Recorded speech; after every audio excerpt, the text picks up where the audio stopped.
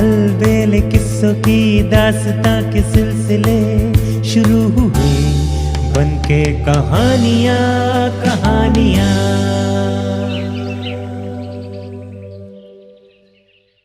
आइए सुनते हैं आज की कहानी राजकुमारी की दुविधा। विक्रम ने भी तय कर रखा था कि बेताल को साधु के पास लेकर ही जाएगा। अतः शमशान में जाकर फिर से बेताल को अपने वश में किया और चल दिया। बेताल ने फिर एक नई कथा सुनानी आरंभ की। बात उस समय की है जब धर्मपुर नगर में राजा धर्मशील का राज था। वो अपने नाम के अनुसार बहुत ही धार्मिक प्रवृत्ति का था।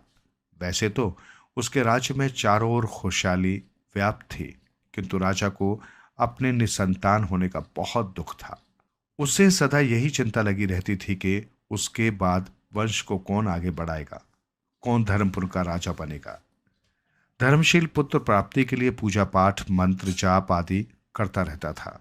काफी समय बाद देवी माँ की उस पर कृपा हुई और उसे पुत्र रतन की प्राप्ति हुई।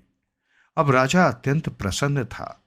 जिस देवी माँ की कृपा से उसे पुत्र की प्राप्ति हुई थी, राजा प्रतिवर्ष अपने पुत्र के जन्म दिवस पर उसके मंदिर में जाता और वहां पूजा अर्चना करता।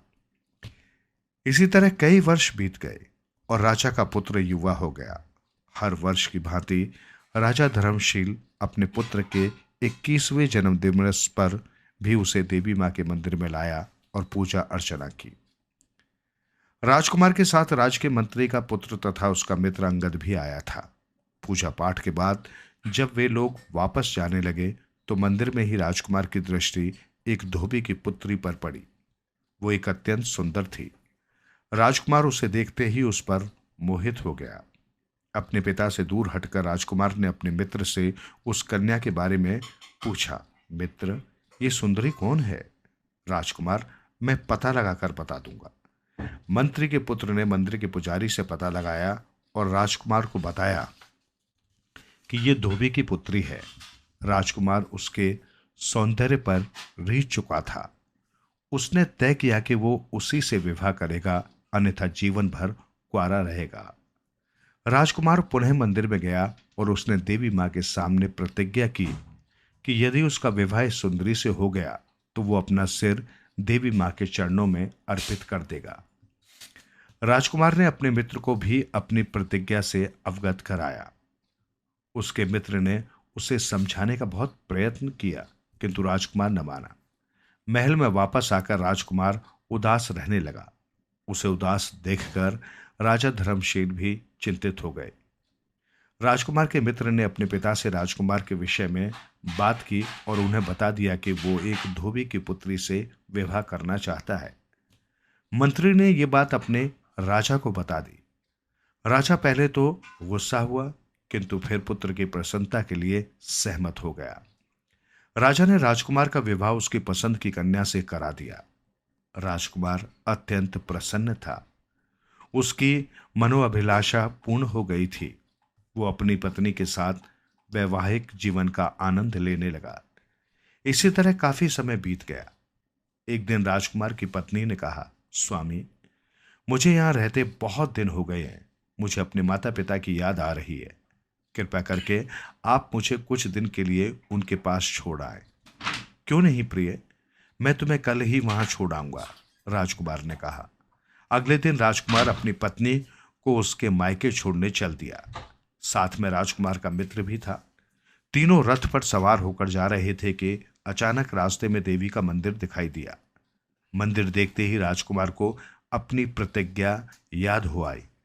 उसे बेहद गिलानी हुई कि जिस देवी माँ के कारण उसे मनचाही पत्नी मिली, उसी के प्रति वो अपनी प्रतिज्ञा पूर्ण करने में असफल रहा। राजकुमार ने अपने मित्र तथा पत्नी से कहा, तुम दोनों कुछ देर रुको, मैं देवी माँ के दर्शन करके आता हूं। मंदिर में पहुंचकर उसने देवी माँ से देरी के लिए क्षमा मांगी और तलवार निकालकर अपनी गर्दन पर वार कर दिया। बहुत देर तक प्रतीक्षा करने के बाद जब राजकुमार वापस न लौटा तो मित्र ने राजकुमार की पत्नी से वहीं प्रतीक्षा करने को कहा और स्वयं मंदिर में चला गया। मंदिर में जाकर जब उसने राजकुमार को मृत देखा तो वो उद्विग्न हो उठा।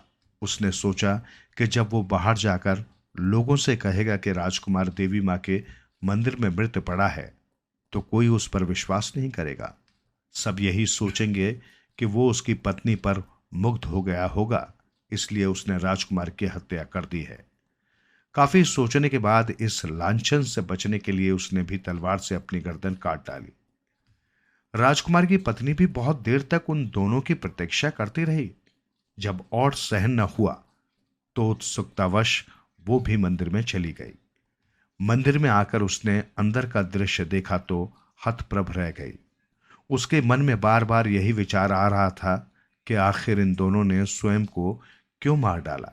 वो सोचने लगी, यदि वो बाहर जाकर लोगों से कहेगी कि इन दोनों ने स्वयं को मार डाला तो कोई भी उस पर विश्वास नहीं करेगा।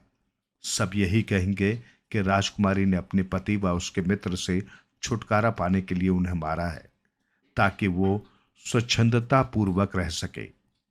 धोबी की पुत्री होने के कारण ये संदेह लोगों की शंका को और भी दृढ़ कर देगा। अंततः उसने भी तय किया कि वो भी स्वयं को देवी के चरणों में समर्पित कर देगी। ये सोचकर उसने अपने पति की तलवार उठा ली। अपनी गर्दन पर वार करने के लिए उसने अपना हाथ उठाया ही था कि देवी माँ ने साक्षात दर्शन दिए और राजकुमारी से कहा, पुत्री, तेरी पति भक्ति देखकर मैं बहुत प्रसन्न हूं। मैं तुम्हारी मनोकामना पूर्ण करूंगी। कहो क्या चाहती हो। देवी माँ, मैं अपने स्वामी से बहुत प्रेम करती हूं और उनका मित्र मेरे भाई समान है। कृपया इन दोनों को जीवित कर दे। राजकुमारी ने देवी माँ से प्रार्थना की, तुम्हारी ये मनोकामना पूर्ण होगी पुत्री।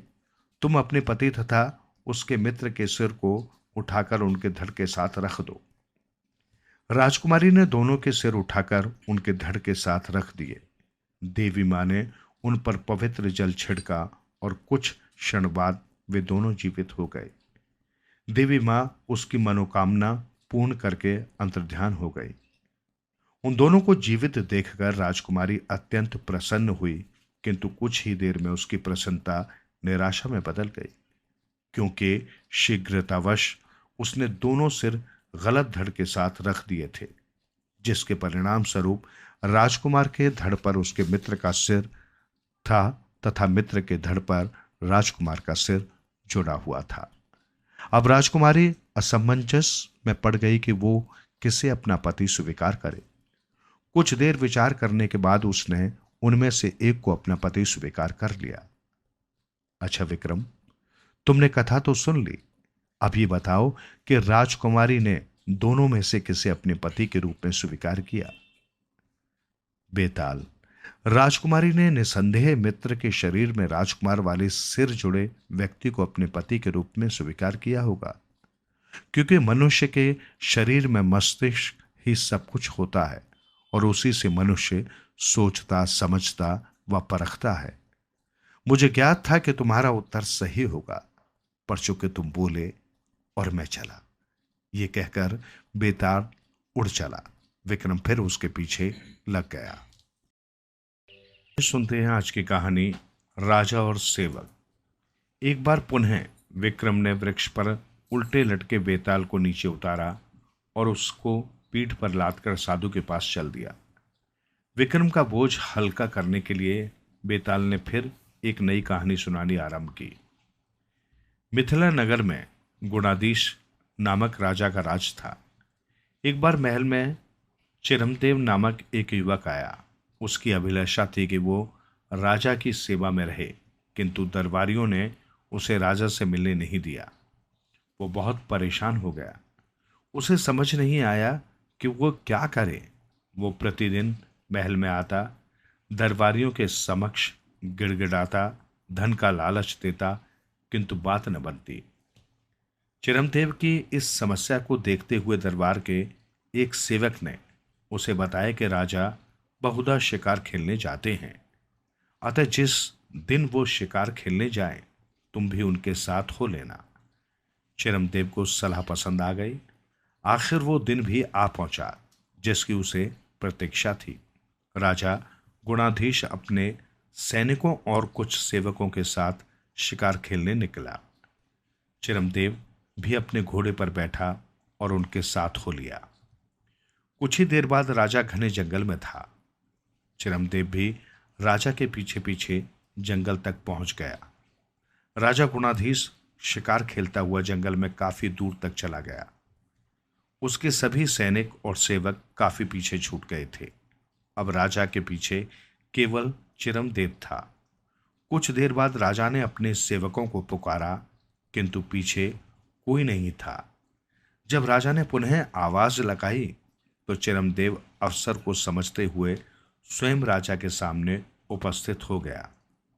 राजा ने अनजान व्यक्ति को अपने सामने पाकर उससे पूछा, तुम कौन हो और यहाँ क्या कर रहे हो? महाराज, मैं चिरमदेव हूँ और आपकी सेवा में रहना चाहता हूँ। मैंने कई बार महल में आपसे मिलने का प्रयत्न किया, किंतु आपके दरबारियों ने मिलने न दिया। राजा ने कुछ देर सोचकर कहा, कोई बात नहीं, मैं तुम्हें अपनी सेवा में नियुक्त करता हूं। देखो, मेरे सेवक न जाने कहाँ रह गए हैं। भोजन की व्यवस्था उन्हीं के पास थी, पर लगता है अब भूखा ही रहना पड़ेगा। क्या तुम कुछ सहायता कर सकते हो? जी महाराज, मैं अभी आपके लिए भोजन की व्यवस्था करता हूं, कहकर चिरमदेव ने अपना धनुष बाण उठाया और आगे बढ़ गया।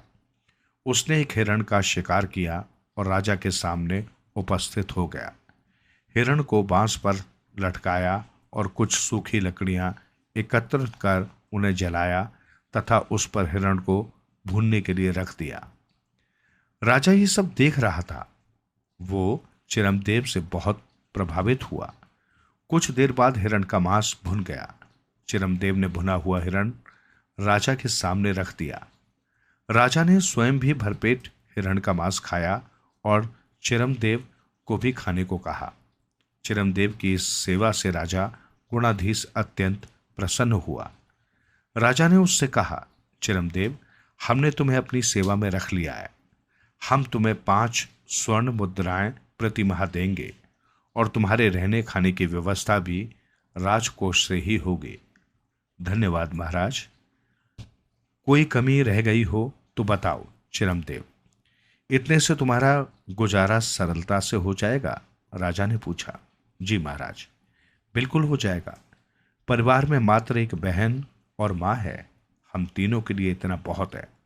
ठीक है चिरमदेव, तुम्हारी बहन के विवाह की जिम्मेदारी भी हम लेते हैं। जब कभी भी उसके योग्य वर मिल जाए तो हमें सूचित कर देना, हम सारी व्यवस्था करा देंगे। चिरमदेव बहुत प्रसन्न हुआ। इसके बाद दोनों राजमहल में लौट आए। महल में चिरमदेव की राजा से निकटता को देखकर कई दरबारी और राजा के नजदीकी सेवकों को ईर्ष्या होने लगी। राजा भी अब चिरमदेव को महत्व देने लगा था, जिसके कारण उन सब में बेचैनी बढ़ने लगी। इन लोगों ने तय किया कि वे चिरमदेव पर विदेशी भेदिया होने का आरोप लगाकर उसे निकलवा देंगे। इस षड्यंत्र को मूर्त रूप देने के लिए उन्होंने नगर के कोतवाल को सूचना दी कि चिरमदेव दूसरे राज्य का भेदिया है और यहाँ हमारी शक्ति की जांच करने आया है। उन दरबारियों की बात सुनकर कोतवाल ने इसकी सूचना राजा को देना उचित समझा। वो तुरंत राजा के पास आया और पूछा, महाराज, आपने जो नया सेवक रखा है, क्या वो आपको विश्वसनीय लगता है? क्यों? तुम ऐसा क्यों सोचते हो? राजा ने पूछा। कोतवाल ने कुछ दरबारियों द्वारा की गई शिकायत के बारे में राजा को बता दिया। कोतवाल की बात सुनकर सभी राजा व दरबारी चौंक पड़े। कुछ सोचने के बाद राजा ने कोतवाल से पूछा, ये बात तुम्हें किसने बताई? महाराज, आपके दरबार के ही कुछ सेवकों ने, कोतवाल ने बताया। तुरंत उन सेवकों को दरबार में पेश किया जाए, राजा ने आदेश किया। राजा के आदेश का पालन हुआ। दरबार में वे 5 दरबारी हाजिर हुए जिन्होंने चिरमदेव की शिकायत कोतवाल से की थी। वे काफी डरे हुए थे। उन्हें लगा कि उनका झूठ पकड़ा गया है। राजा ने उनसे पूछा कि उनकी सूचना का स्रोत क्या है, तो वे कोई उत्तर न दे सके। उन्होंने अपनी गलती स्वीकार कर ली। राजा ने उन सभी दरबारियों को कारागार में डाल देने का आदेश दिया और कोतवाल से कहा, तुम तो नगर कोतवाल हो, बिना किसी ठोस प्रमाण के तुमने इनकी बात को गंभीरता से ले लिया और मेरे पास चले आए। आगे से ऐसा न हो, राजा ने चेतावनी दी। कोतवाल को अपनी गलती समझ में आ गई थी। वो तुरंत ही वहां से लौट आया। अब राजा का चिरमदेव के प्रति विश्वास और अधिक बढ़ गया था। एक बार राजा ने चिरमदेव को अकेले शिकार करने के लिए भेजा। शिकार की खोज में वो जंगल में काफी दूर तक निकल गया। कुछ और आगे बढ़ने पर उसे एक तालाब दिखाई दिया। उसने वहीं अपना डेरा डाल लिया। सोचा कि जब कोई जानवर पानी पीने आएगा तो वो उसका शिकार कर लेगा। कुछ देर तक प्रतीक्षा करने के बाद उसे एक सुंदर कन्या वहां दिखाई दी। उस कन्या को देखते ही चिरमदेव उस पर मुग्ध हो गया और उसे एकटक देखता ही रह गया। चिरमदेव को यूं अपनी ओर देखते हुए कन्या मुस्कुरा दी और उसके बारे में पूछा। उसने जवाब दिया, मैं इस राज्य के राजा का सेवक चिरमदेव हूं और उनकी आज्ञा से यहां शिकार करने आया हूं। किंतु तुम कौन हो? चिरमदेव ने पूछा। कन्या कुछ न बोले, केवल मुस्कुराती। चिरमदेव से रहा न गया। जिज्ञासावश तुरंत उसके सामने विवाह का प्रस्ताव रख दिया। ठीक है, मैं तुमसे विवाह कर लूंगी, किंतु पहले तुम इस तालाब में स्नान कर आओ। बस इतनी सी बात है, मैं भी स्नान करके आता हूं, कहकर चिरमदेव ने अपने वस्त्र उतारे और उन्हें किनारे रखकर तालाब में कूद गया। तालाब में कूदते ही उसे आभास हुआ कि एक अन्य कन्या उसे पकड़कर तालाब में नीचे ले जा रही है। उसने उससे पूछा, तुम कौन हो और मुझे कहाँ ले जा रही हो? मैं जलपरी की दासी हूं और तुम्हें उन्हीं के पास ले जा रही हूं, उस कन्या ने उत्तर दिया। चिरमदेव ने कोई उत्तर नहीं दिया। उसने सोचा, अब क्या हो सकता है। उसने सब कुछ भाग्य भरोसे छोड़ दिया। कुछ क्षण पश्चात उस कन्या ने उसे छोड़ दिया। वो तालाब से बाहर आ गया। बाहर आकर उसने देखा कि बाहर उसके वस्त्र आदि पड़े थे, किंतु ये वो तालाब नहीं था जिसमें उसने डुबकी लगाई थी। वो कन्या भी वो नहीं थी जिसने उसे तालाब में स्नान करने को कहा था, बल्कि वहां तो एक दूसरी ही सुंदर कन्या खड़ी थी। उसने वस्त्र पहने धनुष बाण उठाया और उस कन्या को देखने लगा। वो कन्या बोली, मैं तुम्हें जलपरी के पास ले जा रही हूं। तुम राह चलते शांत रहना, किसी से कुछ न कहना। ध्यान रखना, यदि तुम कुछ भी बोले तो तुम्हारी मृत्यु हो जाएगी। जलपरी तक पहुंचने के लिए 7 द्वार पार करने हैं। हर द्वार पर द्वारपाल तुम्हारा परिचय पूछेगा, पर तुम्हें कुछ नहीं बोलना है। चिरमदेव चुप रहा और उस जल कन्या के साथ साथ चलने लगा। 6 द्वार तो चिरमदेव ने शांत रहकर पार कर लिए, किंतु 7वें द्वार के पास पहुंचकर उसके साथ चलने वाली जलकन्या न जाने कहां लुप्त हो गई। उसे समझ न आया कि क्या करे। वो द्वार पर खड़े द्वारपाल को देखने लगा, पर उससे कुछ न बोला और सीधा आगे बढ़ गया। द्वार अपने आप खुल गया और चिरमदेव अंदर चला गया। अंदर जाकर उसकी दृष्टि एक और द्वार पर पड़ी, जिसके ऊपर एक नरमुंड लटक रहा था। चिरमदेव को देखकर वो नरमुंड खतरनाक अट्टहास करने लगा। मूर्ख प्राणी, अपनी मौत को बुलावा दिया है। जलपरी से मिलने की उम्मीद छोड़ दे और भाग जाए यहां से। नरमुंड से आवाज आई। चिरमदेव को कुछ समझ न आया कि वो क्या करे। कुछ सोचने के बाद उसने दरवाजा खोला और अंदर चला गया। अंदर एक बहुत बड़ा कमरा था और सामने एक खाली सिंहासन पड़ा हुआ था। तभी वहां एक कन्या प्रकट होकर बोली, चिरमदेव, निसंकोच चले आओ, जलपरी तुम्हारी प्रतीक्षा कर रही है। कहाँ है जलपरी? चिरमदेव ने पूछा। तुम इस सिंहासन पर बैठ जाओ, ये तुम्हें जलपरी तक पहुंचा देगा। चिरमदेव उस पर बैठ गया। बैठते ही सिंहासन चिरमदेव सहित अपनी जगह से लुप्त हो गया।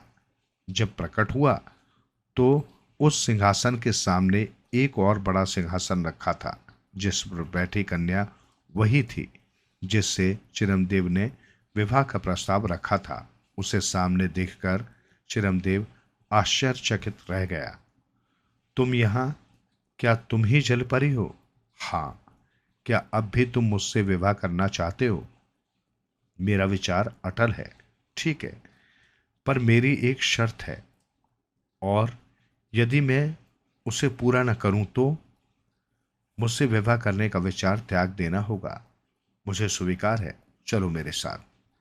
चिरमदेव जलपरी के साथ चल दिया। दोनों एक झील के किनारे पहुंचे। वहां पहुंचकर जलपरी ने कहा, इस झील में स्नान करके आओ। चिरमदेव ने अपने वस्त्र उतारे और झील में कूद गया। झील की गहराई में जाकर जब वापस बाहर आया तो वो अपने ही नगर की एक नदी में निकला। बाहर आकर उसे नदी के किनारे अपने वस्त्र आदि मिले, जो उसने उस झील में कूदने से पूर्व किनारे पर रखे थे। उसने वस्त्र पहने और सामान समेटकर महल में वापस आ गया। राजा ने उसे देखते ही पूछा, कमाल है, तुम इतने दिनों तक कहाँ गायब थे? इतने दिनों? चिरमदेव को पता ही न चला कि वो इस माया जाल में कई दिनों तक फंसा रहा था। उसने राजा को सविस्तार सारी घटना बता दी। राजा ने तय किया कि वो भी उस मायावी तालाब को देखेगा। अगले दिन चिरमदेव द्वारा बताए गए स्थान की ओर चल दिया राजा गुणाधीश। घने जंगलों को पार करते हुए उसे वो तालाब मिल गया, जैसा कि चिरमदेव ने बताया था। उसे वहां एक अत्यंत सुंदर कन्या मिली। आइए महाराज, मैं जानती हूं आप इस नगर के राजा हैं। मैं आपके लिए क्या कर सकती हूँ? मैं जो कहूंगा तुम उसे मानोगी? अवश्य, मैं वचन देती हूँ। तुम मेरे सेवक चिरमदेव से विवाह कर लो। आपके सेवक से? क्या मैं आपके योग्य नहीं हूं? मैं योग्यता की बात नहीं कर रहा। मेरा सेवक तुम्हें पसंद करता है। मैं तुमसे विवाह नहीं कर सकता। तुम्हें मेरे सेवक से ही विवाह करना होगा। जलपरी राजा को वचन दे चुकी थी, अतः वो इनकार नहीं कर सकी। राजा ने दोनों का विवाह धूमधाम से कर दिया। कथा को समाप्त करते हुए बेताल ने पूछा, विक्रम, क्या तुम बता सकते हो कि राजा ने जलपरी को चिरमदेव से विवाह करने को क्यों कहा? वो स्वयं भी तो उसके सामने विवाह का प्रस्ताव रख सकता था। बेताल, राजा निश्चय ही स्वयं भी विवाह का प्रस्ताव रख सकता था, किंतु राजा के लिए सेवक का महत्व अधिक था, क्योंकि सेवक का तो कार्य ही राजा की सेवा करना होता है। परंतु राजा ने जो कुछ किया उसका महत्व अधिक है। अतः राजा सेवक की इच्छा से भी परिचित था, इसलिए राजा ने अपने सेवक की इच्छा का आदर किया और जलपरी को चिरमदेव से विवाह करने के लिए विवश कर दिया। इधर विक्रम बोला और उधर बेताल उड़कर फिर पेड़ पर जा लटका। साधु को दिए वचन को पूरा करने के लिए विक्रम फिर उसके पीछे चल दिया। आइए सुनते हैं आज की कहानी, कौन बना पति। हर बार की तरह इस बार भी बेताल को अपने वश में करने में विक्रम को कोई कठिनाई नहीं हुई। एक बार पुनः बेताल ने कथा सुनानी प्रारंभ की। उज्जैन नगरी में हरिदास नामक एक ब्राह्मण रहता था। वो उस नगरी के राजा महाबली के यहाँ संदेशवाहक के रूप में नियुक्त था। उसके परिवार में उसकी पत्नी के अलावा एक पुत्र और एक पुत्री थे। उसकी पुत्री महादेवी विवाह योग्य हो चुकी थी और वो उपयुक्त वर की खोज में चिंतित था। उसे अपनी पुत्री के लिए सर्वगुण संपन्न युवक की तलाश थी। एक बार राजा ने हरिदास को संदेश देने के लिए दूसरे नगर भेजा। सकुशल संदेश पहुंचाने के बाद जब वो वापस लौट रहा था तो उसकी भेंट एक ब्राह्मण पुत्र से हुई। वो युवक हरिदास को अपनी पुत्री के लिए योग्य लगा, किंतु अभी उसके गुण परखना बाकी था। अतः हरिदास ने उससे उसके गुणों के बारे में पूछा। मैंने एक विशेष प्रकार के रथ का निर्माण किया है, जिसकी विशेषता है कि वो स्वयं ही तीव्र गति से चलता है। राह में पड़ने वाली कोई भी बाधा इसके लिए मायने नहीं रखती। इस रथ से कुछ ही क्षणों में कहीं भी पहुंचा जा सकता है। उस युवक ने उत्तर दिया। हरिदास ने रथ को परखना चाहा और उस युवक से अगले दिन प्रातः रथ लेकर आने को कहा। वो युवक प्रातः रथ लेकर उपस्थित हो गया। हरिदास ने उस युवक से कहा कि इस रथ से हम लोग उज्जैन नगरी चलते हैं, रथ की परख भी हो जाएगी। युवक तथा हरिदास उस रथ में सवार हो गए। कुछ ही देर में वे दोनों उज्जैन नगरी में थे। ब्राह्मण उस विचित्र रथ को देखकर अत्यंत प्रसन्न हुआ। उसने उस युवक से अपनी पुत्री का विवाह तय कर दिया। उधर हरिदास के पुत्र ने भी एक अन्य ब्राह्मण युवक से अपनी बहन महादेवी का विवाह तय कर दिया। उस ब्राह्मण युवक की विशेषता यह थी कि वो शास्त्रों में पारंगत था और उसे भविष्य का अच्छा ज्ञान था। वो भविष्य में घटने वाली किसी भी घटना के बारे में क्षण भर में जानकारी दे सकता था। हरिदास के पुत्र को वो युवक अपनी बहन के योग्य लगा और उसने उसे वचन दे दिया। हरिदास की पत्नी को भी एक युवक अपनी पुत्री के लिए पसंद आ गया था। वो भी शास्त्र, वेद, पुराण आदि का अच्छा ज्ञाता था, किंतु उसकी अन्य विशेषता ये थी कि वो एक श्रेष्ठ धनुधर भी था और शब्द भेदी बाण चलाने में उसे महारत हासिल थी। हरिदास जब अपने घर वापस आया तो उसे ज्ञात हुआ कि उसके पुत्र और पत्नी ने भी महादेवी के लिए युवक पसंद कर रखे हैं। अब तीनों की समस्या ये थी कि महादेवी का विवाह किससे किया जाए। तीनों अपने द्वारा पसंद किए गए युवक के संदर्भ में तर्क दे रहे थे। अंततः तय किया गया कि महादेवी को ही तीनों युवकों के बारे में बताकर उसकी राय पूछी जाए, किंतु वो भी कुछ न बता पाई। उसने भी फैसला अपने बड़ों पर छोड़ दिया। इसी बीच अचानक एक दिन एक भयानक राक्षस उज्जैन नगरी में आया और महादेवी को उठाकर ले गया। इस घटना से सभी दुखी हो गए। महादेवी का विवाह जिन 3 युवकों से तय हुआ था, उन्हें भी महादेवी के लापता होने की सूचना मिल गई थी। वे तीनों भी हरिदास के यहां पहुंच गए थे। सभी इस बात को लेकर मंत्रणा कर रहे थे कि किस तरह महादेवी का पता लगाया जाए। तभी हरिदास के पुत्र को विचार आया और उसने अपनी पसंद वाले युवक से कहा, तुम्हें तो किसी भी घटना की जानकारी हासिल करने में महारत हासिल है, पता लगाओ महादेवी कहां पर है। उस युवक ने आंखें बंद की और कुछ मंत्र पढ़ने के बाद कहा, महादेवी इस समय एक राक्षस के वश में है। उस राक्षस ने उसे उत्तर दिशा में स्थित पहाड़ों के पीछे कैद कर रखा है। हरिदास की पसंद वाले युवक ने कहा, आप लोग मेरे रथ पर बैठें, ये रथ हमें तुरंत वहां पहुंचा देगा। सभी उस रथ पर सवार हो गए। कुछ ही क्षणों बाद वे लोग उत्तर दिशा की पहाड़ियों में थे, किंतु वहां राक्षस व महादेवी कहीं नजर नहीं आए। तभी पहाड़ियों के पीछे से भयावह आवाज सुनाई दी। यह आवाज राक्षस की थी, भाग जाओ यहां से, ये लड़की तुम्हें वापस नहीं मिलेगी, ये मेरा भोजन है। राक्षस ने पहाड़ियों के पीछे से कहा। हरिदास की पत्नी के पसंद के युवक ने कहा, आप लोग चिंता न करें, मैं महादेवी को उस राक्षस से छुड़ाकर लाता हूं। वो पहाड़ पर चढ़ गया, उसे राक्षस दिखाई नहीं दिया। तब उसने अपने धनुष से शब्दभेदी बाणों से कई वार कर दिए। एक भयानक चीख के साथ राक्षस की मृत्यु हो गई। वो युवक महादेवी को लेकर वापस आ गया और सभी लोग उज्जैन नगरी लौट आए। किंतु उनकी समस्या अब भी जस की तस थी कि तीनों में से महादेवी का विवाह किससे किया जाए। तीनों युवक अपना अपना पक्ष देते हुए कह रहे थे कि उसके बिना महादेवी का बचना संभव नहीं था। तब तय किया गया कि राजा महाबली की राय ली जाए।